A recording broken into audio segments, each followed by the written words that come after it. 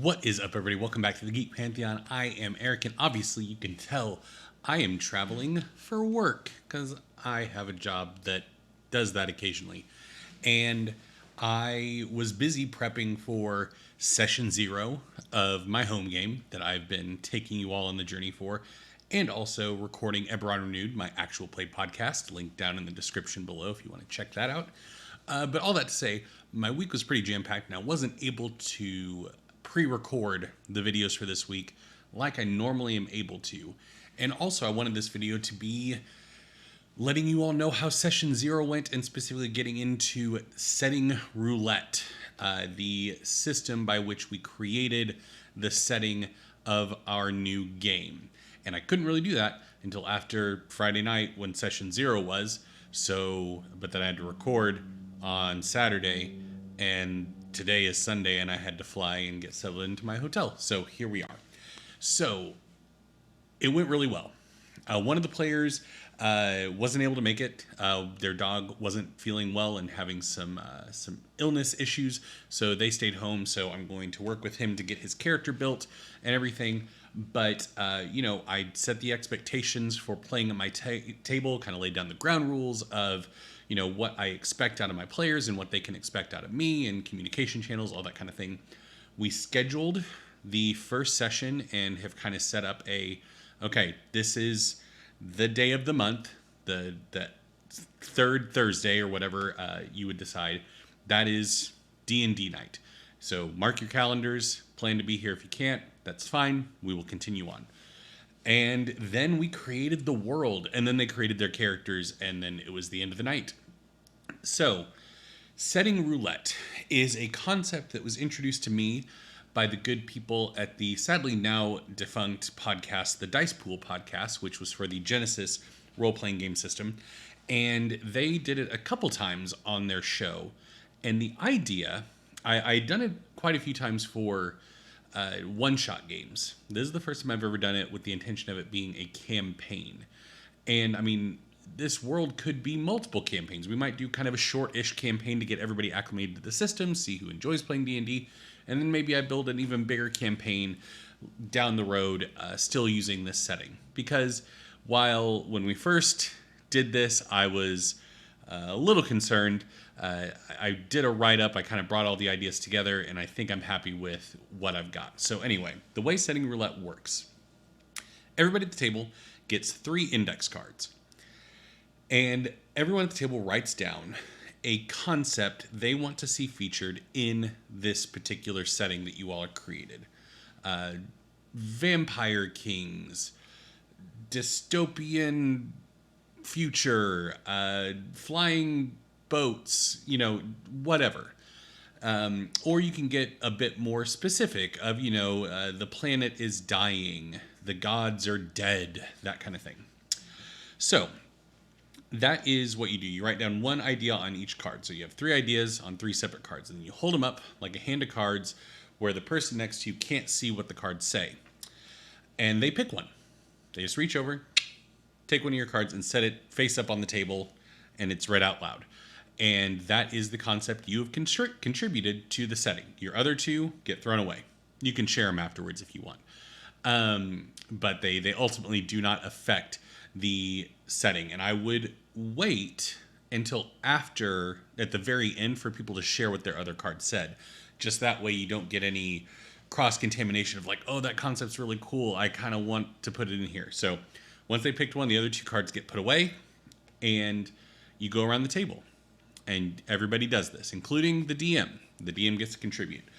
And so we had 9 total people at the table. So we had a lot of concepts that came up. I'm going to run down what the concepts are for you all.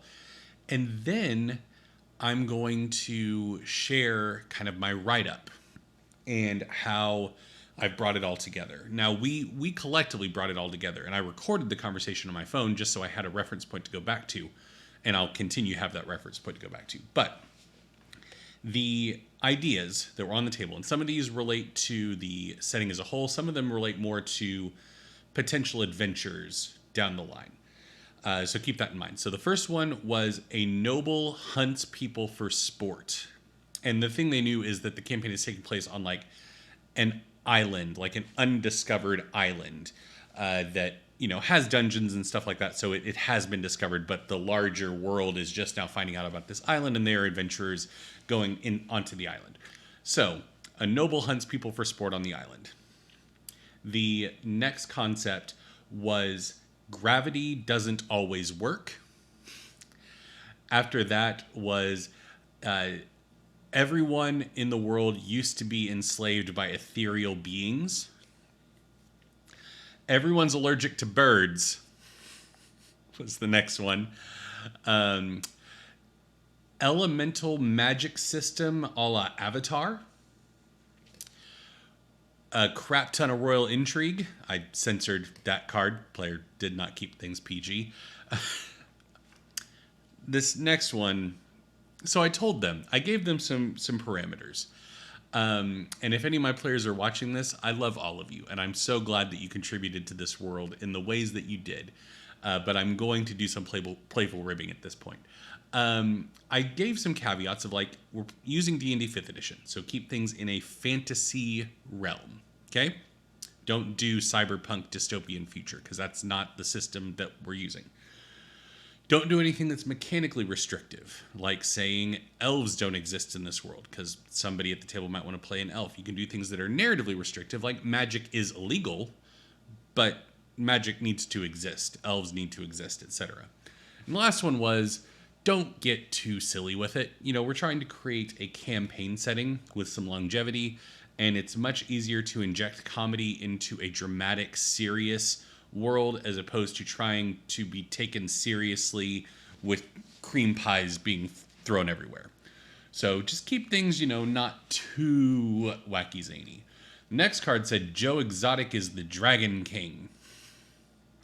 For those of you unfamiliar with Netflix's hit series a la 2020, The Tiger King, featuring Oklahoma's own Joe Exotic. Buh. So that card got read, and we did some tweaking with it. I'll fill you in what we did here in a second. Then the next one was, scorned witches have been turned into dogs, talking dogs, and they're mad about it. And then my contribution was underwater cities. So, yeah, that was the cards that we got. And we then spent, I think, just under an hour talking through everything and connecting all the cards together. So what the discussion got us was, first and foremost, the Joe Exotic thing. We changed his name to be more setting appropriate. Yosef Wilder is his name. And he is the noble that hunts people for sport on this island using his dragons. And basically he's like a wealthy noble that used to treat this island as his own private playground, but now the rest of the world has discovered it, so he's mad. This is obviously not something that the players' characters know, but the players know about it right now.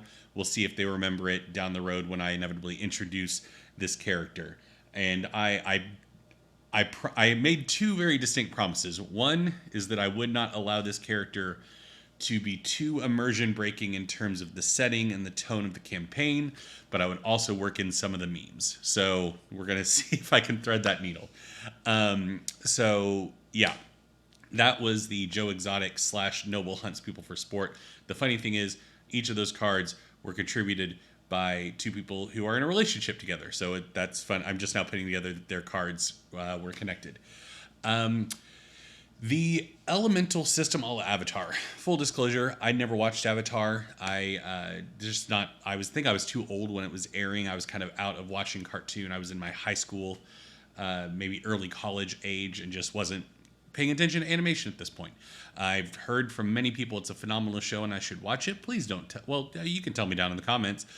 Some of my dearest friends have told me to watch it and I haven't, so I don't know why you think you would convince me, but give it your best shot down in the comments. But anyway, we decided that it's not as restrictive as Avatar, where like a person can only control one of the elements, but that these are societal things that, people err towards utilizing these elements in magical ways, but that the adventurers are ultimately the special ones, like the wizard, sorcerer. They can use multiple elements because adventurers are special. So yeah, that's what we kind of decided with that. The allergic to birds, we just kind of decided it's not like an instant death thing. It's not like a anaphylactic shock.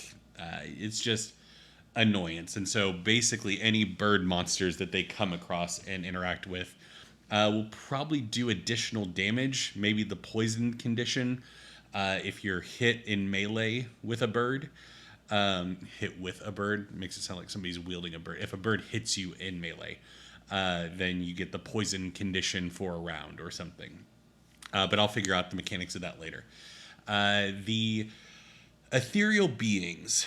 We decided that, this was history, like thousands of years ago. It's in the history books. It's not recent history.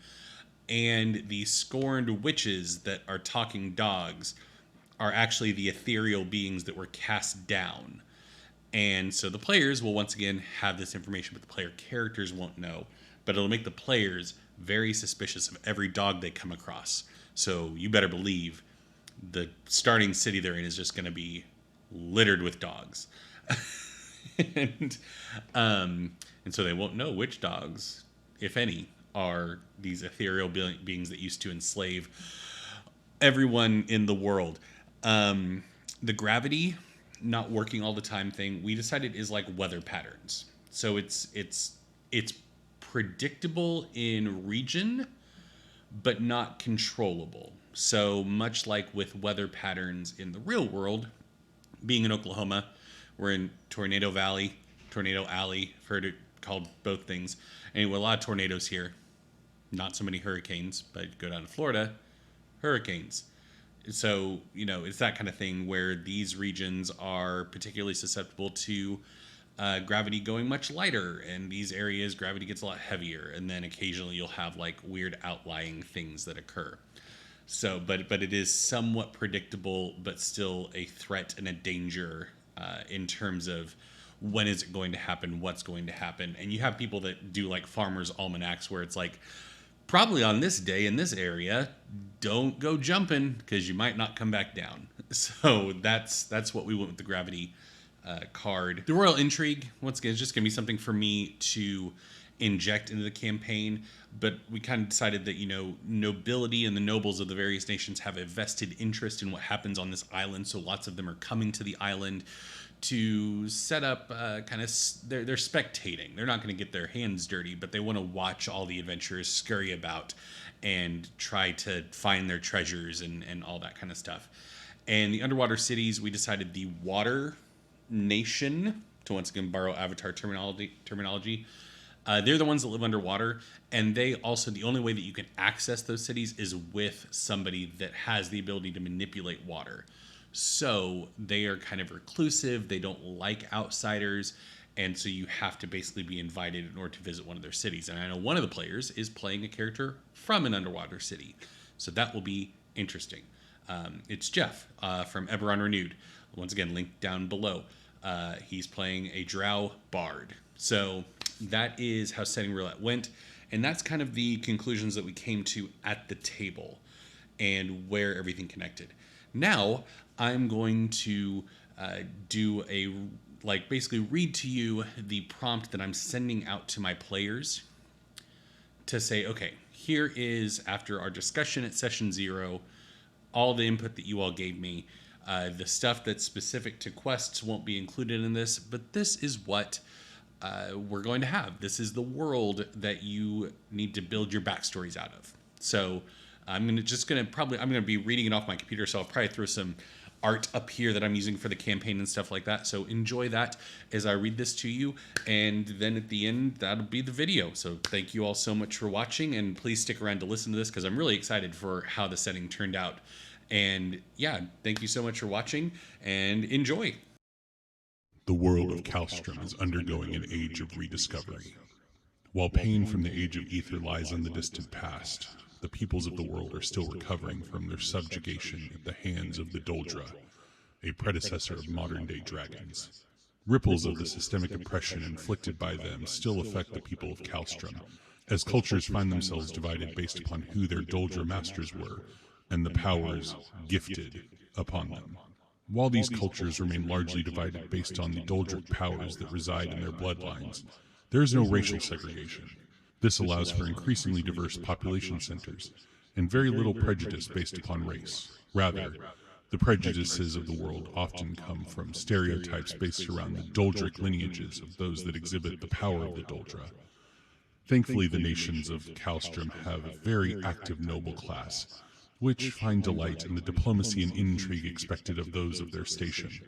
This has resulted in an active peace amongst the various nations and cultures on Kalstrom.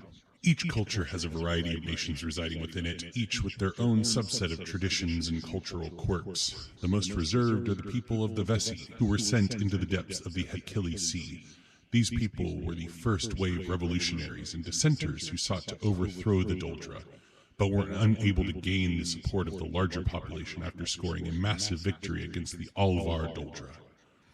They were sent to be isolated under the sea and under the oppressive thumb of the Vessi Doldra, the cruelest of their rank. Their descendants still hold a grudge against those they felt betrayed by. In the final days of the uprising that freed the people of Kalstrom, the Doldra imparted one final torment upon their former slaves. The Doldra, who themselves presented as large feathered dragons, had created all manner of magical avian beings to fly and spy upon their people. With the magical ties severed to their servants, the Doldra made it so that all people of Kalstrom will find feathered creatures harmful to touch as a final gift to those they viewed as ungrateful. There were originally 5 types of Doldra that ruled over Kalstrom. Vessi, of water, Nar, of fire, Hava, of air, Ard, of earth, and Alvar, of gravity. The first uprising, led by those who would ultimately become the people of Vessi, sent both literal and figurative shockwaves throughout the world of Kalstrom, as the revolutionaries managed to kill the Alvar Doldra using powerful Doldric magic against the Alvar. But no one could have predicted the consequences of their deaths, as the forces that literally kept the world together began to act erratically. People would find themselves floating through the air for a time or unable to stand out of bed. Over time, arcanists have tracked the patterns of the ghosts of Alvar to be able to advise people when and where such anomalies may occur.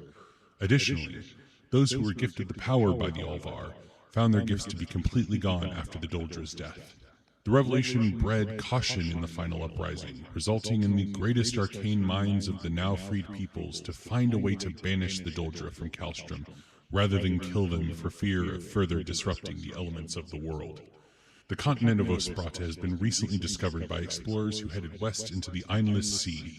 The large island was discovered to have been referenced in ancient Doldra histories, but was often regarded as a land of myth. The nobility of various nations have scrambled to get a hold of the surge in interest to explore the island, hoping to elevate their own wealth and standings. However, they were all beaten by the privateering venture Palvanta Trading Company. They have sent initial adventuring companies out into the jungle of the island, with only half returning to the port city of Taulaga. But now a fresh group of adventurers have disembarked from the ship, ready to strike out into the great unknown.